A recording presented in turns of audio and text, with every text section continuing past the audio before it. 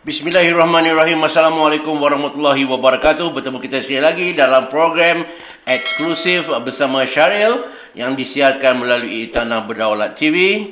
Tuan-tuan dan puan-puan, malam ini kita ada edisi khas menjelang pilihan raya negeri yang tak lama lagi. Untuk tetamu pertama pada malam ini, saya membawakan calon untuk DUN N12 Jeram. Pada pengundi-pengundi di Jeram. Okey, kita ada bersama kita dialah Datuk Harrison bin Hassan. Assalamualaikum Datuk. Salam. Terima kasih kerana sudi hadir. Terima kasih. Kenapa? Mungkin ramai yang tanya, kenapa Datuk Harrison? Tuan-tuan dan puan-puan, kita memilih Datuk Harrison sebagai tetamu kita pada malam ini kerana inilah kali pertama kita malam ni tu kita nak bawa yang fresh ni. Fresh in the sense of orang pertama kali nak bertanding. Kita nak dengar sikit, korek-korek sikit macam mana agaknya pendekatan yang dibawa oleh Datuk Harrison. Baik Datuk, secara umum lah Datuk, mungkin kita boleh mulakan dengan Datuk bercerita sedikit tentang kawasan yang Datuk bertanding ni, iaitu DUN N12 Jeram. Sedikit background mengenai Jeram. Boleh. Okey Syaril, Jeram ni, N12 Jeram ni satu kawasan DUN yang mana saya anggapkan sebagai mini Malaysia.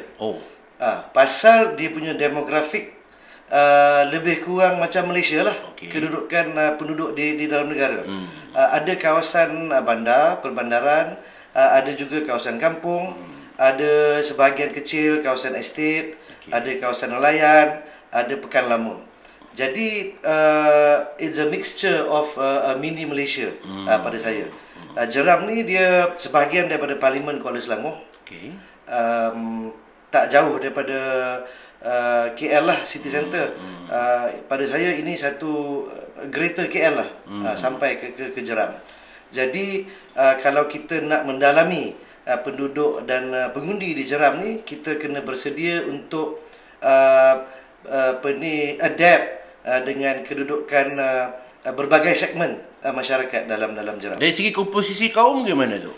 Jeram mempunyai lebih sedikit 80% pengundi Melayu, dalam 12% pengundi India dan selebihnya pengundi Cina. Tetapi Syaril, sebagaimana kita tahu, dalam mana-mana pilihan raya ataupun dari segi politik je, yang mengundi, yang menentukan adalah pengundi. Tetapi sebagai ahli politik ataupun calon, kita turut juga harus mendampingi penduduk masyarakat keseluruhannya, yang lebih daripada 37,000. 37,000. Pengundi 37 saja. Pengundi 37,000. Tapi penduduk atau penghuni Jeram ni saya rasa hampir 500,000. Besar. Hampir 500,000. Baik tuan-tuan dan puan-puan, itu dia. Dengar dah suara bakal calon anda. Bukan bakal calon anda. Okey, sedikit background kalau saya tengok di sini tuan-tuan. Datuk Harrison Hassan berusia 49 tahun, berkelulusan ijazah sarjana muda undang-undang daripada Coventry University, United Kingdom, dan all boys putra dia panggil RMC. Dia panggil OP. Okey. Wah, ini budak RMC, budak markap tentera. Okey, menarik mengenai Datuk Harrison. Datuk Harrison pernah bertugas sebagai setiausaha sulit kepada Menteri Pertahanan pada tahun 2013, pegawai khas kepada Menteri Dalam Negeri pada tahun 2008, dan dalam bidang korporat Datuk Harrison pernah bertugas sebagai penasihat kumpulan Nizra Defence dan juga penasihat kepada CEO Nazar Corporation. Saya berhad satu orang kata resume yang sangat menarik Datuk. Okey, ini kita terus masuk ke soalan yang famous ni Datuk. Kenapa baru sekarang? Saya difahamkan Datuk sudah lama melibatkan, walaupun umur boleh dikatakan muda, tetapi Datuk dah melibatkan diri dalam politik ni dah lama. Saya percaya lepas universiti ke apa kan. Jadi kenapa tahun 2023? Silakan tu. Syaril, dia macam ni. Bagi saya betul lah yang Syaril sebut. Sejak daripada universiti lagi, seperti ramai juga kawan-kawan saya yang telah aktif politik mainstream selepas habis belajar, selepas keluar universiti. Begitu juga saya pernah menjadi ahli Presiden Kelab UMNO ketiga di UK dan sebagainya. Dan betul, saya memasuki UMNO, menjadi ahli UMNO, pemuda UMNO. Saya aktif dalam pemuda UMNO lebih 20 tahun sebelum ini, mengikuti mainstream politics di bahagian, di peringkat nasional, menjadi exco pemuda UMNO Malaysia, berkecimpung dalam the real politics akar umbi di peringkat bahagian, menjadi ketua pemuda bahagian, naib ketua pemuda bahagian, timbalan ketua bahagian dan sebagainya. Sehinggalah hari ini saya diberi peluang untuk bertanding, tetapi di dalam platform yang lain, bukan parti asal saya. Jadi perkara ini bagi saya bukanlah satu perancangan, kerana niat saya ketika berkecimpung ataupun bergiat aktif dalam mainstream politics tak lain tak bukan, saya setuju, saya memperjuangkan ideologi parti saya ketika itu, untuk membela orang-orang Melayu dan Islam, dan juga berkhidmat kepada masyarakat secara keseluruhannya. Itu fakta yang pertama. Namun demikian, kerana bila kita bertanding, kita berkecimpung ni, Syaril pun tahu, jadi saban hari, saban tahun, itulah kerja kita. Ini semua kerja sukarela, tidak pun dibayar gaji untuk kita bergiat aktif. Kita buat benda sama kerana ini menjadi passion ataupun minat dalam diri. Dan ketika itu kita pun tidak mengejar untuk bertanding apa-apa, tak pernah terbayang, kita nak buat kerja je lah. Maksudnya kita buat kerja saja. Kalau ada rezeki, kalau dipilih oleh parti, kita bertanding. Kalau tidak, kita teruskan kerja. Jadi itulah yang saya lakukan lebih 24 tahun yang lepas. 24 tahun dah Saya mula-mula menjadi ahli UMNO dan beraktif tahun 2000. So hari ini dah tahun 2023. Lebih 23 tahun lah. Cuma baru-baru ini apabila kita selesai PRU yang ke-15, oleh kerana peredaran masa dan zaman dan landscape politik yang baru, politik hari ini bukanlah politik 10, 20, 30 tahun yang lepas. Jadi begitu juga saya akur dengan perubahan perubahan masyarakat, perubahan rakyat.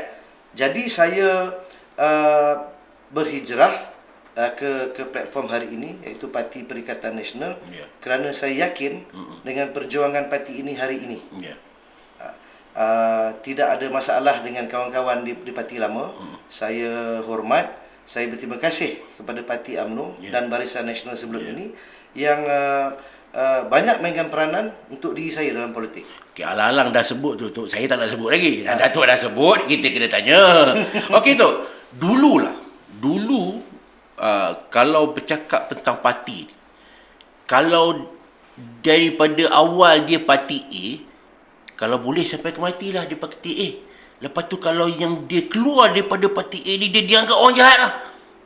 Oh, ini tak setia, ni pengkhianat, ni apa-apa semua. Tapi kita tengok lately ni landscape politik seolah-olah very, orang kata sangat dia tidak lagi begitu. Kan? Maknanya kita nampak pengundi lebih, nampak kita punya masyarakat lebih terbuka. Kalau dulu parti A boleh ke parti B, boleh ke parti C. Maknanya orang kata tidak terikat dengan konvensional punya mindset. Kalau kau parti A, sampai kesudahlah kau parti A.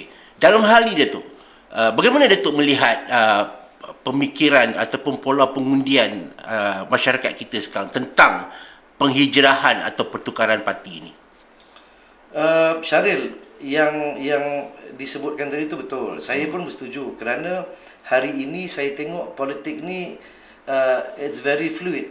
Dia tidak stagnan itu dia tak stagnan. Jadi dia boleh ke kiri, ke kanan dan sebagainya. Maksudnya cita rasa ataupun perjuangan parti itu kekal, ideologi kekal, tetapi yang menjadi ahli politik yang memperjuangkan ideologi tadi ini, mengikuti peredaran zaman. Okey. Kerana macam disebut tadi, rakyat ni dia bak kata orang putih kata macam pendulum. Dia ke kiri, ke kanan, ke kiri, ke kanan. Inilah dia lumrah manusia, lumrah rakyat. Hari ini kita sokong parti A, kalau parti A boleh membantu rakyat. Tapi besok kalau parti A tidak lagi boleh membantu dan terpesong, kita sokong parti B. Nah, ini rakyat. Jadi pada saya, parti politik harus mengikut peredaran ini, harus mengikut cita rasa rakyat. Kerana pasal kita dah berjanji, kita nak memberi hikmat kepada rakyat. Kita punya customer tu rakyat. Jadi rakyat ni dia berubah kerana masalah harian, masalah negara, masalah nasional ni bertukar-tukar. Itu secara amnya. Jadi bagi saya, rakyat secara amnya boleh terima apabila apa yang ditanya oleh Syaril tadi. Asalkan akhirnya kita pegang kepada matlamat kita untuk memberi hikmat kepada rakyat. Itu je. At the end of the day, rakyat ni betul lah rakyat. Saya pun rakyat. Kita nak apa sahaja tanggungjawab yang patut dibuat oleh kerajaan, dibuatlah. Tapi Datuk bukan jawatan biasa-biasa. Datuk bukan ahli cawangan. Datuk dah sampai ke peringkat timbalan ketua bahagian. Dan sudah tentu mempunyai pengaruh dan sokongan yang sangat kuat di bahagian Datuk. Tidakkah sudah tentu tindakan Datuk ini akan dilabel sebagai pengkhianat? Datuk akan menerima orang kata apa, subjek kritisism yang sangat besar. Dan yang paling menariknya, saya terbaca malah Presiden UMNO sendiri komen. Wah, jarang berlaku ni. Presiden UMNO sendiri komen tentang bagaimana Datuk bertanding ni. Saya tak jaranglah dengar presiden parti ni komen ni, tapi untuk Datuk Harrison ni ada satu komen khusus. Jadi bagaimana Datuk melihat setback itu ataupun tentangan-tentangan kritisism yang dilemparkan kepada Datuk? Yalah, saya macam mana ada juga beberapa media yang tanya saya, komen saya. Jawapan saya sama. Saya akur dengan tindakan parti, ataupun saya akur dengan apa jua komen dan kecaman atau pujian. Kerana yang kita tengok kecaman lah, pengkhianat dan sebagainya, tapi di belakang tu pun saya terima banyak juga pujian. Jadi to me it's fair. Macam saya cakap tadi, politik hari ini very fluid. Sebagai ahli politik, kita harus terbuka. Pemikiran kita, pemikiran politik kita ini harus liberal. Kita kena terbuka dan menyesuaikan diri. Kita menerima pandangan, kita menerima cadangan, dan kita memperbaiki keadaan untuk matlamat politik kita. Jadi sekali lagi saya terima, saya akur. Itu proses mana-mana organisasi. Apabila ahli, tak kira yang berjawatan atau tidak berjawatan, apabila dia melanggari peraturan parti, tergugurlah dia sebagai ahli. Saya akur. Kerana bagi saya, matlamat saya jelas. I'm looking at the bigger picture. Saya tengok ke hadapan. Macam saya sebut tadi, ke hadapan ini inilah dia tuntutan masyarakat. Kalau kita tak diubah, kalau kita berubah, kita akan diubah. Lebih kurang begitu lah. Saya ambil jalan macam tu. Kerana Syaril, kita tahu dalam negara kita ni, politik ni dah semakin matang. Kalau berbanding dengan developed countries di barat tu, dia lah lebih ke depan. Lebih dia boleh terima. Kita ni, saya faham, kita ni negara yang muda, tapi hari ini pandangan politik rakyat ni dah makin matang, dah nak matang. Jadi dia boleh terima. Yang penting macam saya sebut tadi, matlamat dia apa? Kita capai atau tidak matlamat itu untuk rakyat. Okey. Baik, ini kita nak sentuh sikit tentang approach. Approach ni penting. Kita melihat boleh dikatakan setiap mereka yang bertanding ada pendekatan-pendekatan yang berbeza. Tak kurang juga yang masih dengan style konvensionalnya.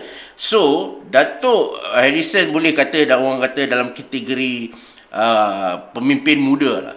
Dan apabila bertanding pada tahun 2023, bagaimana pendekatan Datuk dalam memenangi hati pengundi? Syaril, dia sebenarnya lah bagi saya ni betul lah, pendekatan ni pelbagai kaedah digunakan oleh pelbagai pihak. Cuma bagi saya it is an open secret. Dia tidaklah menjadi satu rahsia besar. Okey. Dalam politik negara kita ni, politiknya politik akar umbi. Kenapa dipanggil politik akar umbi? Kerana kita harus menyantuni ataupun the physical touch tu kena ada.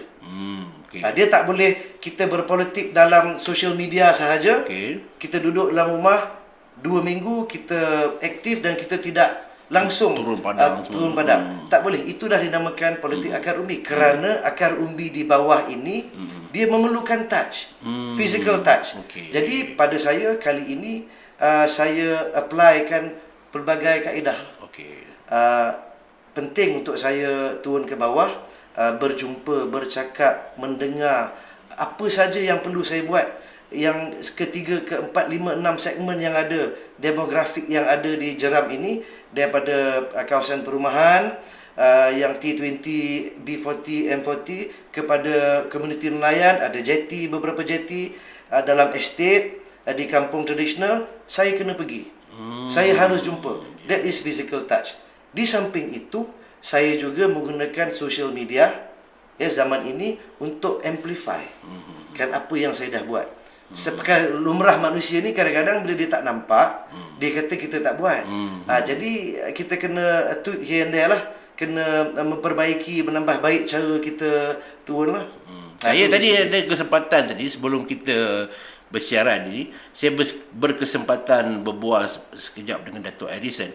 Menariknya mengenai Jeram ni, dia merangkumi kawasan perumahan yang baru dan yang mewah juga, seperti di Puncak Alam, universiti, dan dia juga ada kawasan perkampungan nelayan. So dia mixture yang sangat menarik. Dia sudah tentu approach dia pun berbeza-beza. Tetapi yang lebih utama, macam Datuk kata tadi, Datuk lebih gemar untuk turun padang daripada berceramah ada apa semua kan. Betul. Adakah ini memang style Datuk daripada dulu atau macam mana? Saya boleh dikatakan macam itulah. Okey. Cuma lah macam sebelum ni saya tak pernah bertanding. Jadi saya tak praktikkanlah kaedah ini. Tetapi memang daripada awal pun saya macam saya sebut tadi, saya merasakan the physical touch ni perlu. Dan it has to be two way.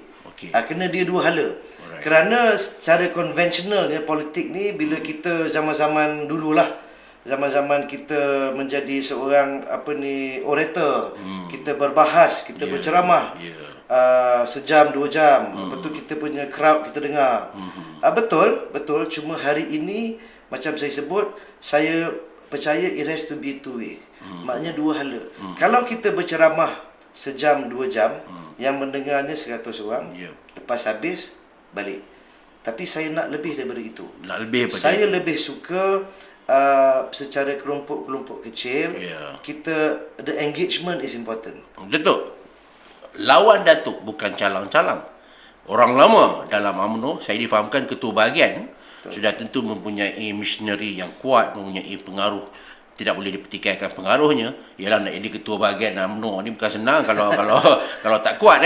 So apabila Datuk masuk ke kawasan tersebut, dan Datuk pula saya difahamkan bukanlah orang kata anak jati lah, walaupun orang kata selalulah Jeram ni bukanlah jauh sangat, tapi masih mungkin dilihat sebagai orang luar. So it's a tough fight.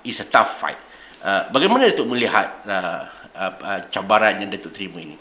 Betul lah Syarif, memang is a tough fight. Dan saya apabila saya tahu pihak lawan, parti lawan mencalonkan saya punya lawan ni, memang saya dah menentukan strategi. Memang betul. Kerana saya akui, I acknowledge orang lama, lawan saya ni, pengalaman dan sebagainya, ketua bahagian.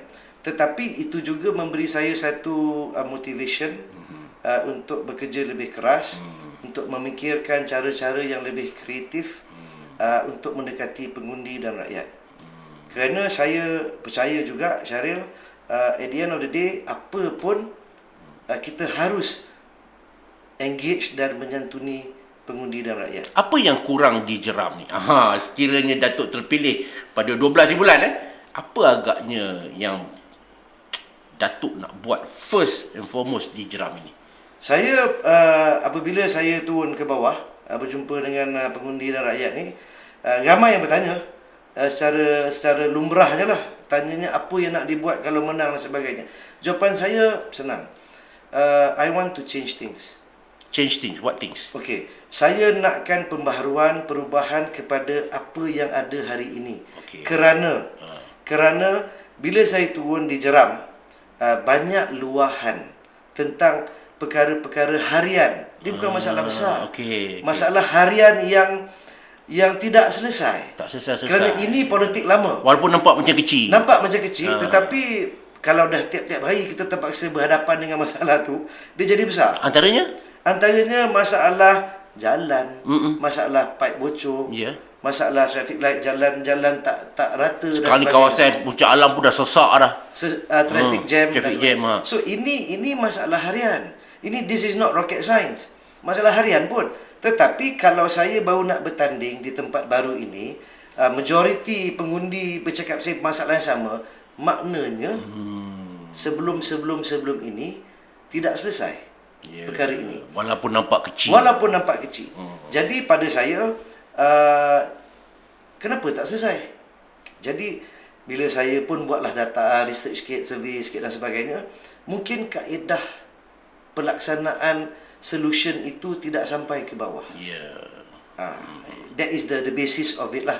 Itu asas. Jadi saya nak perubahan. Sama dengan Parti Perikatan Nasional yang membawakan cogan kata Selangor Baru kali ini. There must be change. Apa nak diubah ni? Kaedah politik, kaedah menyelesaikan masalah, kaedah berjumpa rakyat kena berubah.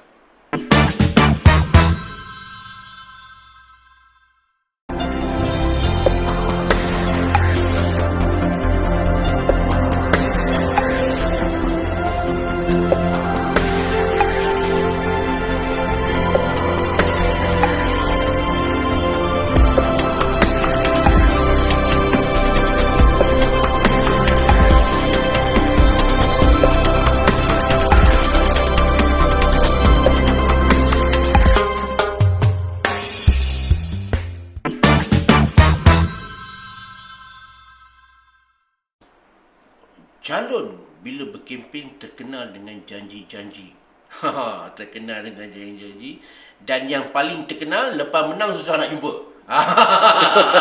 Kan Itu orang kata dah melekat dah di hati pengundi. Ini semua sebelum nak menang. Dah menang nak jumpa pun, kena jumpa pegawai khas lah, kena jumpa wakil lah. Baik, kalau Datuk terpilih, orang Jeram, silakan. Macam mana? Itulah saya baru pagi tadi pun saya diutarakan benda yang sama. Jadi bagi saya senang. Yang pertamanya, apabila berkempen ini, saya tidak berjanji. Saya tidak boleh, saya tidak akan berjanji. Saya tidak akan berjanji bulan bintang harga naik turun. Saya tak akan berjanji. Kerana itu bukanlah dalam kawalan saya. Tetapi apa yang saya akan janji adalah perubahan. Macam saya sebut tadi. Perubahan apa? Perubahan kepada cara yang baru. Kalau cara yang lama, macam saudara sebut tadi, yang saya pun dengar, yang lama 5 tahun sekali baru datang. Lepas tu dia menang, dia hilang. Lepas tu lagi 5 tahun dia datang balik. Ini harus diubah. Saya akan ubah. Kalau saya menang, ini tidak harus saya lakukan. Kerana saya tahu, dengan cara macam tu, rakyat marah. Jadi hari ini, rakyat nakkan perubahan, rakyat ni tak adalah dia nak cari kita setiap jam. Dia pun faham. Kita pun nak melayani. Kalau dia jumpa tu betul-betul dia nak jumpa. Betul. Jadi kita harus ada kaedah yang baru. Jadual bergilir ke apa dan sebagainya ke, online ke tak online ke, fizikal ke, kena ada cara yang kreatif dan baru untuk berhadapan dengan masyarakat. Datuk, siapa agaknya yang menjadi idola Datuk dalam politik? Mesti nak tahu juga. Sebab kenapa begitu? Bila kita tahu idola, kita dah tahu dah style dia macam mana. Okey. Rasa saya ada seorang figura ni lah. Yang tak boleh lari daripada diri saya. Yang saya kalau tutup muka, tutup dahi pun, di kalangan kawan-kawan ataupun di kalangan community politik dalam Malaysia ni, dia dah cop Tak boleh tipu dah. Dah tak tipu dah? Tengok Harrison tahu. Dia itulah perceptionnya. Okey. Kan? Datuk Seri Hishamuddin. Datuk Seri Hishamuddin Hussein. Kerana saya masuk politik, saya berkhidmat dengan dia, bekerja dengan dia, ikut dia dan sebagainya, hampir lebih 10-15 tahun. Jadi sedikit sebanyak saya juga mengaplikasikan cara dan kaedah dia dalam politik. Mana yang baik saya teruskan, mana yang kurang baik saya perbaiki atau perbetulkan. Apabila dia dapat tahu orang dia ni masuk bersatu. Kan? Kau kata kau idol aku, kau parti lain pula, kan? So macam mana penerimaan Datuk Seri bila Datuk Muhammad, of course Datuk dah maklum kepada beliau. Bagaimana, adakah dia terbuka dalam hal ni? Sebenarnya dia positif, saya pun terkejut. Okey. Bila saya jumpa dia maklumkan secara rasmi dan sebagainya, dia terkejut dan dia peluk saya. Itu dia trademark lah. Kan? Kerana dia faham. Dia faham apa yang saya rasionalkan kepada dia, keputusan saya bertanding dan sebagainya. Dia faham ini tuntutan masyarakat hari ini untuk bawa perubahan. Dan dia positif. Dia bagi moral support kepada saya. Dan berdasarkan itu saya akan mengharungi. 3 benda terakhir. Ni last but not least. Kenapa pengundi Jeram perlu memilih Harrison Hassan? Kenapa pengundi Malaysia perlu memilih Perikatan Nasional? Silakan, Tok. Yang pertama, di Jeram, dalam DUN Jeram ini, perlukan satu tenaga kerja yang lebih kreatif, energetik untuk membawa masyarakat Jeram ke hadapan. Masyarakat Jeram ni bukanlah ketinggalan, tetapi kita tidak mahu dipinggirkan dalam arus perdana pembangunan. Itu yang pertama. Jadi yang perlu bawa, the driver has to be someone that is energetic and vibrant. Itu yang saya tawarkan kepada pengundi di Jeram. Yang keduanya, masyarakat secara am dalam negara, Perikatan Nasional is the way forward. Perikatan Nasional ini membawa perubahan. Perubahan ini akan berlaku setiap tahun, setiap hari, setiap bulan ada berubah. Dan Perikatan Nasional ini mengikuti perubahan masyarakat untuk memperbaiki, membawa satu kebaikan menyeluruh kepada rakyat Malaysia. Sudus perkara yang perlu untuk negara ini. Baik, tuan-tuan dan puan-puan, begitulah tadi satu perkongsian yang sangat menarik daripada Datuk Harrison Hassan, calon PRN untuk DUN Jeram. Kepada tuan-tuan dan puan-puan, selepas ini kita akan bersama seorang lagi bakal calon, tetapi kali ini dalam kem berlainan. Apapun tuan-tuan dan puan-puan, terima kasih kerana setia bersama kami. Dan kepada mereka pengundi Jeram yang merasakan inilah calon anda, jangan lupa untuk menunaikan tanggungjawab anda pada 12 Ogos. Terima kasih Datuk Harrison Hassan. Terima kasih tuan-tuan dan puan-puan.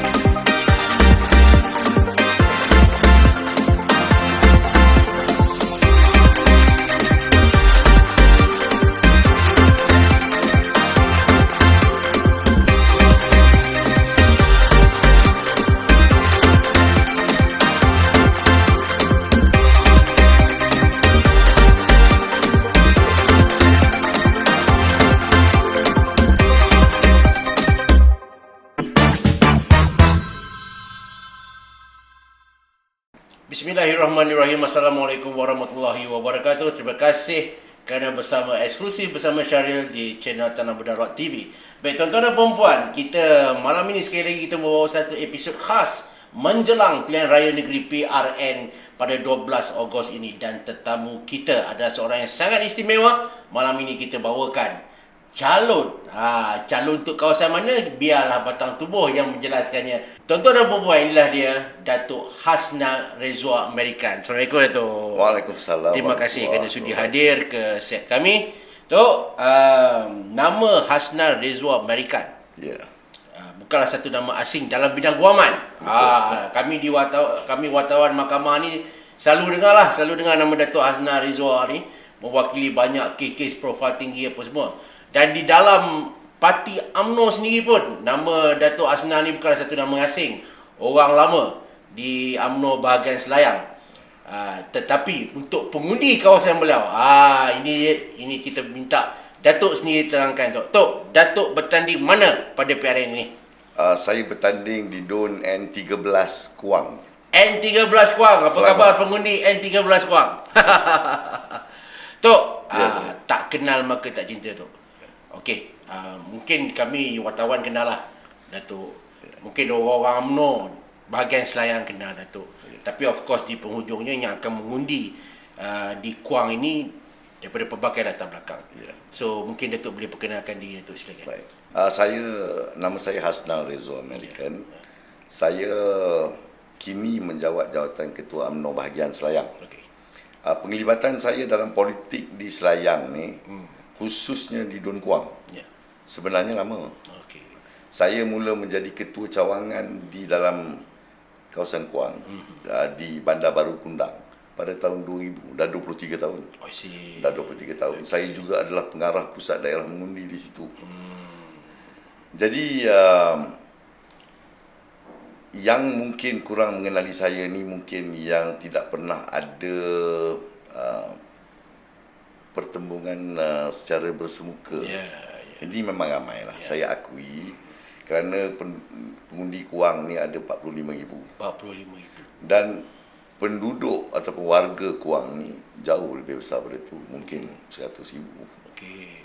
Jadi untuk saya mengenali setiap seorang daripada mereka atau mereka mengenali saya, mungkin agak sukar kerana Kuang ni demografi dia terbahagi kepada 3 bahagian. Dia ada kampung tradisional Kuang yang merupakan penduduk-penduduk yang kebanyakannya adalah penduduk asal daripada kawasan itu. Kemudian ada penduduk daripada kawasan Kundang. Kundang ni terbahagi pada 2. Mereka yang meneroka dan masuk ke tanah di Kundang ni berdasarkan penempatan semula dalam program yang dibuat oleh Datuk Harun sekitar 70-an dulu. Untuk menempatkan semula orang Melayu ni, dibawa daripada Keramat, daripada ni ditempatkan di Seri Kundang. Dan kemudian ada kawasan-kawasan perumahan di Kundang ni. Ini orang-orang baru. Orang yang masuk ke Kundang ni membina keluarga di situ, tinggal di situ, taman-taman. Kemudian ada satu bandar, Bandar Tasik Puteri ini yang berdiri tersergam tersendirinya sebagai satu self-sufficient punya kawasan penempatan. Dan ini semuanya boleh dikatakan orang luar. Kalau nak dikirakan, mereka bukanlah orang Kuang.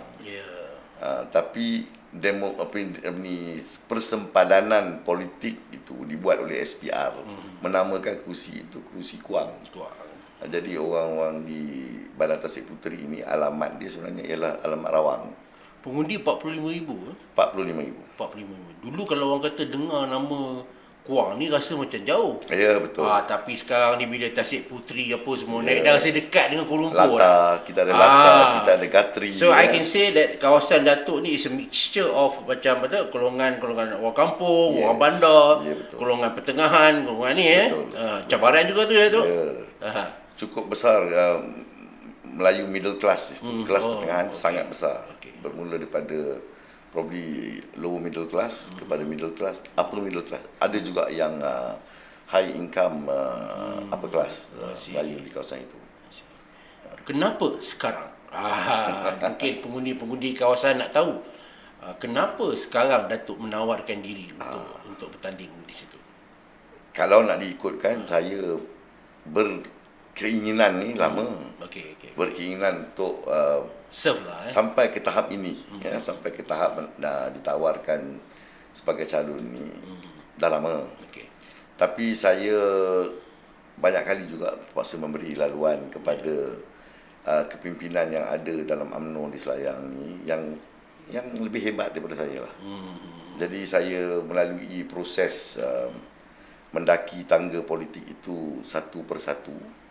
sehinggalah saya sampai ke tahap ini, dan apabila saya sudah menjadi ketua bahagian ni, maka saya dilihat sebagai calon yang berpotensi. Menarik tuan-tuan. Ini secara tidak langsung menunjukkan bakal calon, bukan bakal lagi. Calon anda ni bukan jenis tikam pijak orang apa semua ni. Betul. Beri ruang beri ruang. Walaupun ada peluang, tetapi memberi peluang pada orang lain. Pengundi ketika ini kita tengok berbelah bagi. Termasuk di kalangan parti Datuk sendiri. Kan Jadi bagaimana Datuk overcome benda tu? Bagaimana Datuk approach Datuk untuk meyakinkan pengundi di kawasan Datuk bahawa kehadiran Datuk dan parti Datuk di situ penting untuk meneruskan legasi perjuangan ini? Saya mulakan langkah saya dengan bertemu dengan ahli-ahli UMNO dulu. Okey. Sebab pada masa itu saya dah menjadi ketua UMNO bahagian. Jadi saya berjumpa dengan akar umbi UMNO untuk meyakinkan UMNO bahawa mereka perlu kembali kepada jalur parti dan membuat keputusan mengikut jaluran parti. Dia tidak boleh bercanggah pemikiran dengan apa yang diputuskan oleh parti. Kerana option ataupun pilihan yang tinggal daripada orang UMNO ni tak banyak lagi. Mereka tidak boleh selesa, mereka tidak boleh merasakan bahawa mereka mempunyai banyak pilihan. Kalau tidak ini, kita ada itu. Kalau tidak itu, kita ada ini. Kita tak ada pilihan sebenarnya. Kita sedang berada dalam satu pentas di mana kita sedang cuba untuk kembali menjadi sebahagian daripada kerajaan negeri. Kita sudah tidak menjadi kerajaan negeri Selangor selama 15 tahun. Dan kita tidak ada wakil rakyat daripada UMNO di kawasan tersebut semenjak tahun 2018. Dan saya rasa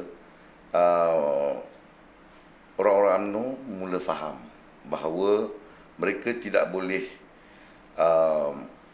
melepaskan peluang yang ada ini, dan mereka juga tidak boleh menyerahkan inisiatif untuk kelangsungan UMNO ke tangan orang yang mungkin menggunakan inisiatif itu untuk menanam dan menguburkan UMNO.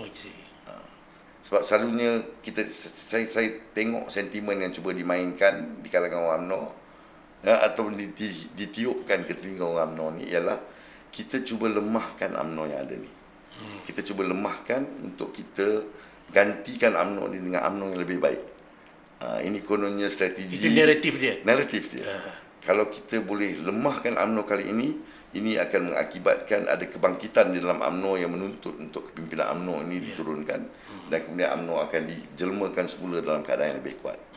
Tetapi ini ibarat menyerahkan parang kepada tukang penyembelih. Sebab orang UMNO sekarang sudah tahu bahawa terdapat usaha untuk mengharamkan UMNO. That is real. Itu adalah benda yang betul. Dia bukanlah satu benda yang dimomok-momokkan. Tun Mahathir mengakui bahawa dia pernah menyuruh Datuk Seri Zahid untuk menutup UMNO. Dan baru-baru ini Tan Sri Noh Omar pun dalam kempennya dia menyebut untuk kononnya untuk memperbetulkan fakta itu, dia kata sebenarnya Tun Mahathir bukan suruh haramkan UMNO, dia suruh UMNO itu dibubarkan. Jadi hakikat bahawa terdapat perancangan Tun Mahathir dan Tan Sri Muhyiddin untuk menguburkan UMNO ni adalah satu benda yang orang UMNO sedar sebagai satu ancaman yang benar.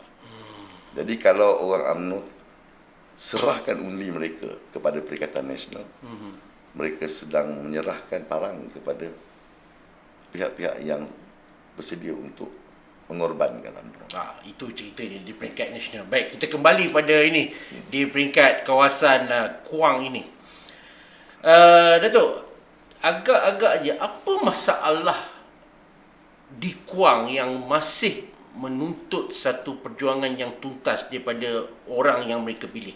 Kita tahu setiap kali pilihan raya akan ada calon-calon yang berjanji itu dan ini. Apa masalah yang masih tidak selesai sebenarnya di kawasan Kuang ini, di Dun Kuang ini?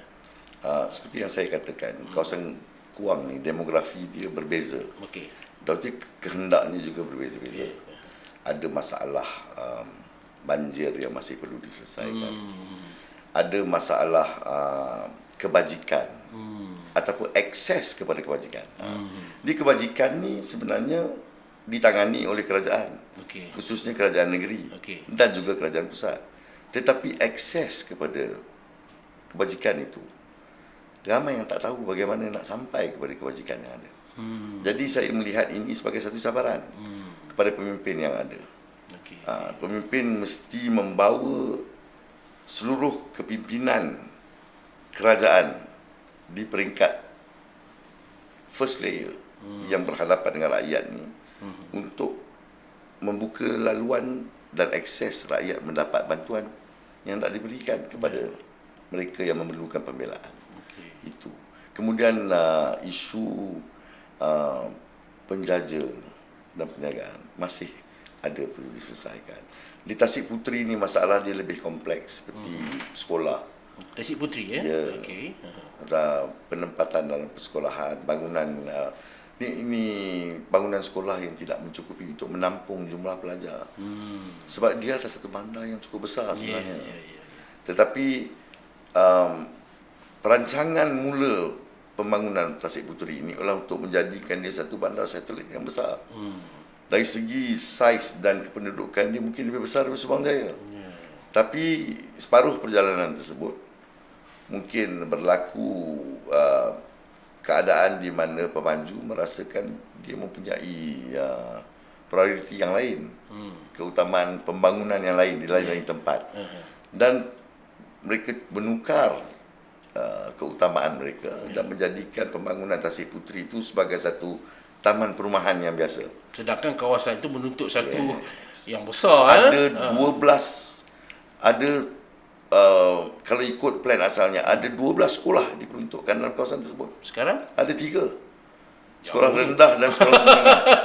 dengan jumlah kepadatan penduduk okey. Tidak ada pasar.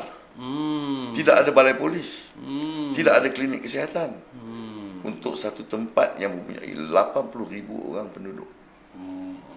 So saya rasa ini adalah satu cabaran yang sebenar yang perlu ditangani oleh sesiapa juga yang menjadi pemimpin. Dan siapa nak menjadi pemimpin di kawasan ini mesti memahami inilah masalah yang dihadapi oleh penduduk. Inilah beza Datuk Hasnal ni, sebab orang lama di kawasan situ tahu sangatlah tentang Saya orang pun kata. pernah membeli rumah di kawasan Pernah tersebut. beli di situ juga. Tapi kerana pembangunan di situ terenjak. Okey, terbantut lah. Terbantut dan kemudian yang saya lihat sendiri bahawa prioriti itu sudah tidak lagi diberi kepada Tasik Puteri ini kerana mungkin tidak terlalu menguntungkan. Maka apa yang ada dalam the real master plan ni tidak dizahirkan dalam bentuk pembangunan yang sepatutnya.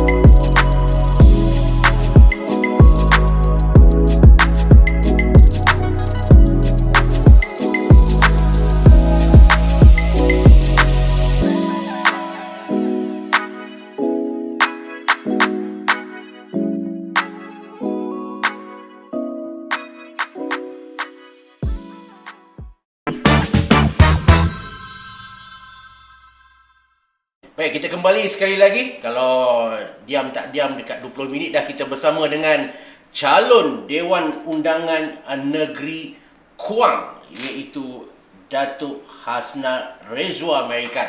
Baik, kalau di awal-awal tadi intro saya beritahu kalau kami di pihak media ni lebih mengenali Datuk Hasnal ni dalam bidang guaman.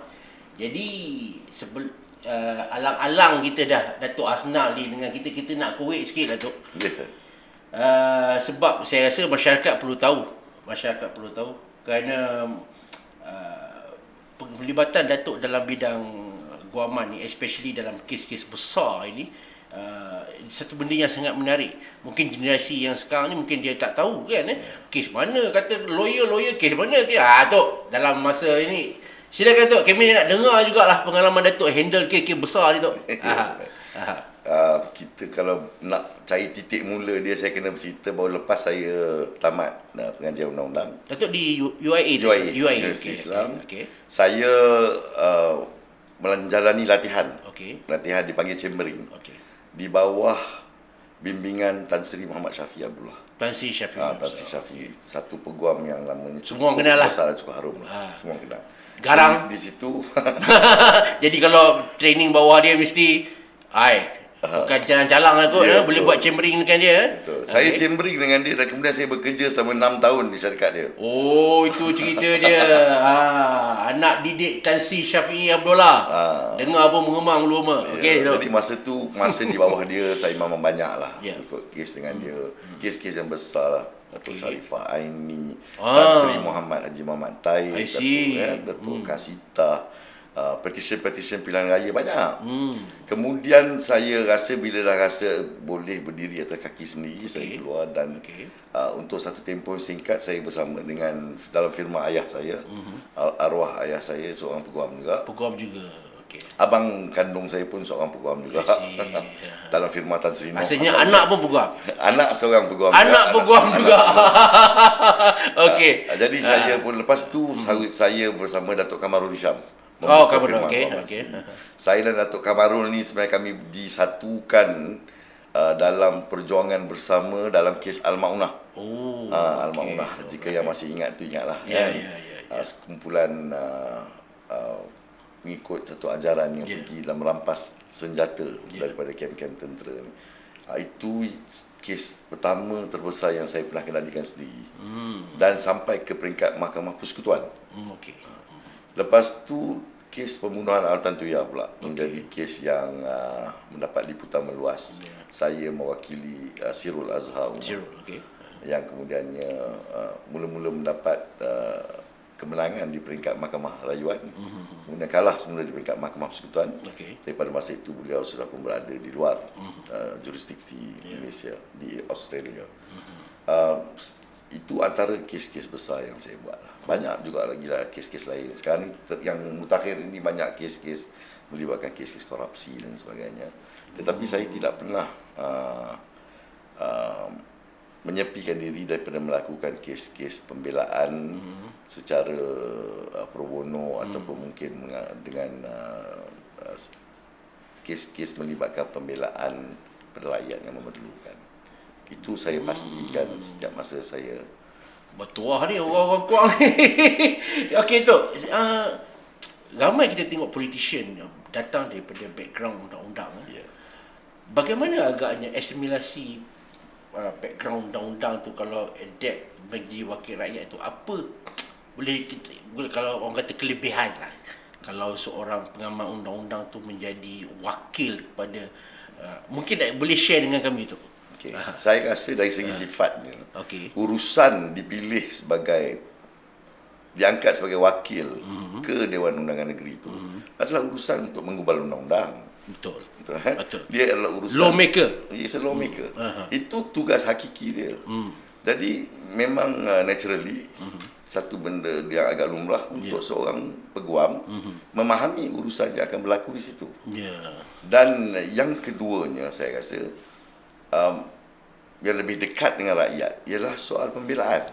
Soal pembelaan kerana seorang peguam tidak boleh diperdayakan oleh kuasa-kuasa, oleh kuasa-kuasa mereka yang dalam kedudukan kuasa untuk berhenti daripada membawa perjuangan rakyat itu untuk ditegakkan. Itu penting. Nak menegakkan ataupun nak memperjuangkan apa yang dimahukan rakyat itu memerlukan kita menundukkan sedikit kuasa-kuasa yang bertentangan dengan kepentingan rakyat. Ini saya rasa adalah tugas yang menyebabkan seorang peguam itu seperti orang kata dimasukkan dalam acuan itulah. Acuan sebagai politician ni kan. Sebab itu politician yang kalau kita tengok mempunyai background law ni biasanya dia agak terselah. Dia agak terselah. Saya tidak mengatakan semua lawyer itu sesuai menjadi politician.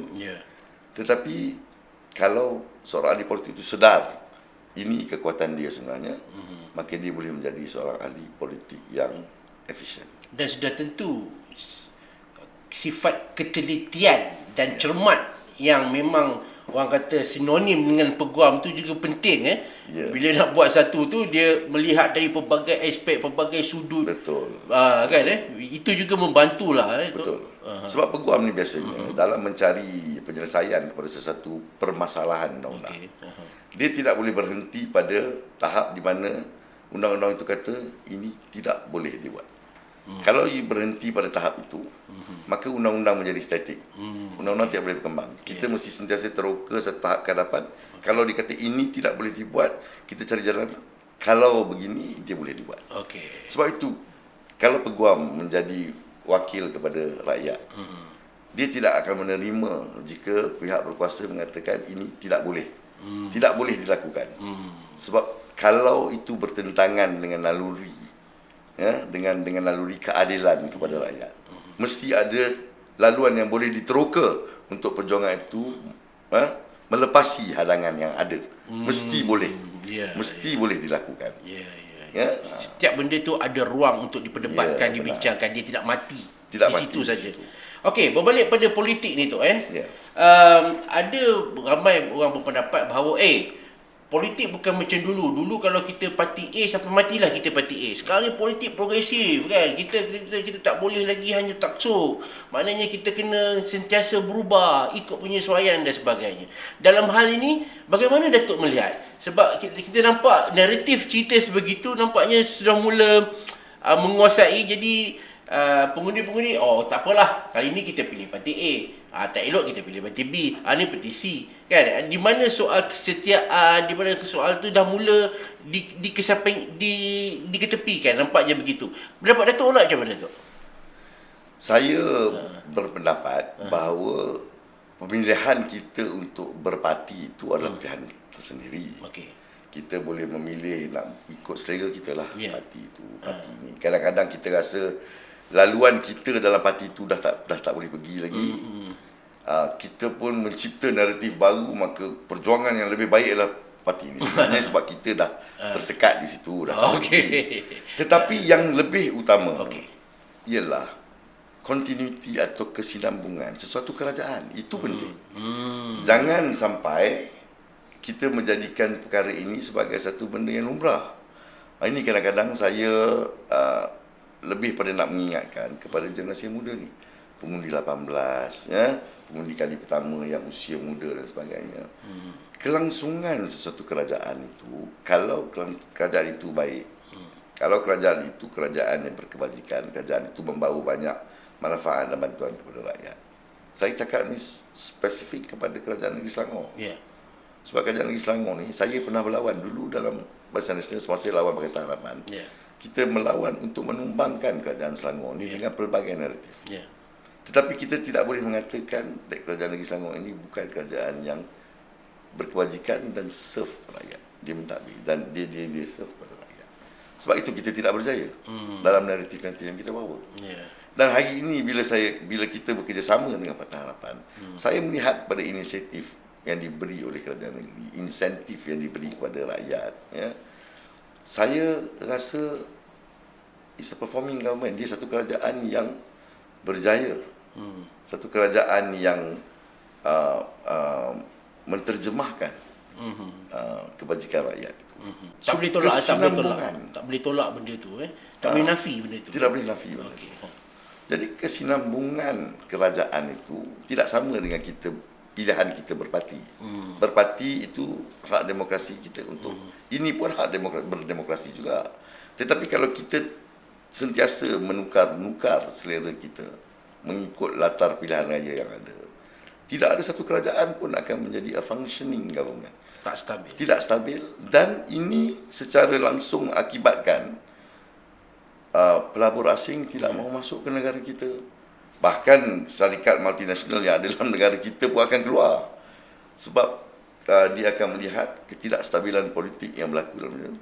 Ini adalah satu keadaan yang berbahaya. Iklimnya tidak kondusif untuk mereka berdagang dengan Malaysia. Jadi di sini kita memerlukan sedikit kebijaksanaan dan pengorbanan mungkin. Dan pengorbanan. Selera kita mungkin tidak sama, Tetapi kita kena pastikan kalau kita tidak boleh menawarkan satu alternatif yang jauh lebih baik daripada yang ada, maka kita kena menentukan kelangsungan satu kerajaan itu. Melainkan kita ada alternatif yang baik. Saya tak nampak itu dalam Selangor sekarang. Maknanya kita kena lihat dalam bigger picture lah. Dia tidak boleh sekarang ni hanya untuk memenuhi selera nafsu sendiri. Benar. Hanya kerana nak memenuhi ketidakpuasan hati. Betul. Tetapi kita kena lihat, dan mungkin disebab itulah Datuk sanggup meletakkan diri Datuk, walaupun Datuk tahu bahawa angin-angin dan mood pilihan raya kali ini lain macam sikit Datuk lah. Betul. Terima kasih Datuk Hasna Rezo American kerana sudi hadir ke program eksklusif Terima kasih, Syaril. Syaril. Terima kasih. Tuan-tuan dan puan-puan, walaupun bagaimanapun, jangan lupa 12 hari bulan tolong turun mengundi. Pilihan adalah di tangan anda. Sekian, wabillahi taufiq wa hidayah. Wassalamualaikum warahmatullahi wabarakatuh. Bye-bye.